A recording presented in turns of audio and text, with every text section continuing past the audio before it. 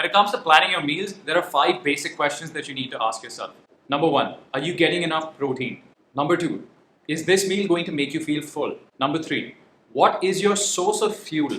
Number 4, is this meal high in micronutrients, vitamins, and minerals? And number 5, is this meal going to help me meet my calorie requirement? So, number 1, am I getting enough protein? You need to make sure that your protein requirement is met, because for most people, that is where they go wrong. Protein is required for literally everything. Protein is the building block of life. Everything from your hair, skin, organs, muscles, bones, everything has protein in it. So if you're deficient in protein, your body is just not going to work well. And protein isn't just for gym bros or people who are working out. Protein is essential for everyone who is a human being. And if you're watching this, you probably are. Unless you're not, and if you're not, how are you understanding what I'm saying? Number 2, am I going to feel full from this? A lot of people who have good intentions might load up in foods that are actually really calorie dense, such as nuts or avocados, thinking that they're really healthy. But something that's high in fat may not actually make you feel that satiated compared to something that's higher in protein or something that's higher in fiber. And that's why including lean sources of protein as well as lots of vegetables in your meals is extremely important. In fact, if you're ever going to eat a cheat meal, or if you're ever going out and eating and you know you might end up binging, a great idea is to either have a huge bowl of salad with your meal or before going to eat. Number 3, what is my fuel source? Protein generally is not considered a source of fuel because it's very expensive for your body to convert protein into fuel. Your body would much rather use something like a carbohydrate or fat for fuel. And if you're someone who's really active, you definitely need to focus on eating foods that will fuel your performance. So eating something that's higher in carbohydrates or fats, depending if you're keto or just eating a regular diet, is ideal before a training session.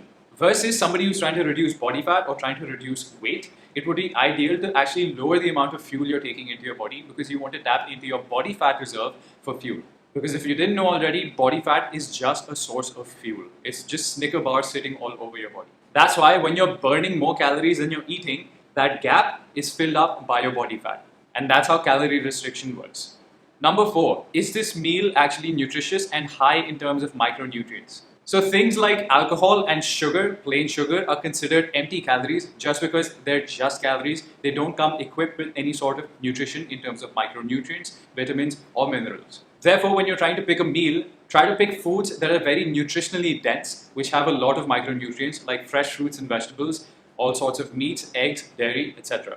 And number 5, and probably the least important of the lot, depending on what your goal is, how many calories does this meal have, and is it going to help me meet my calorie requirement? So if you're an athlete, you definitely need to fuel your performance by eating right. So eating something that's higher in calories before your actual training sessions is ideal.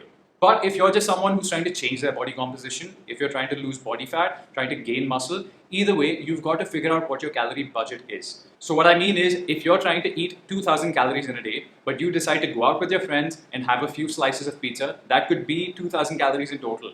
You've already met your budget.